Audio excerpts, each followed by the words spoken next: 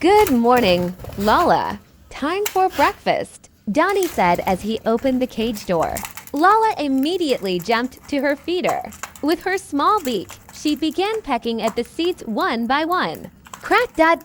crack ... double quotes. The sound was clear, as if Lala was savoring every bite. Her feathers glistened in the morning sun. Soon, Lala found a piece of apple. She pecked at it gently, then tilted her head back, savoring the sweet taste of the fruit. Occasionally, she paused to chirp softly as if thanking Donnie. Donnie smiled happily as Lala ate heartily. He knew her little bird was healthy and happy. Once her belly was full, Lala began to play.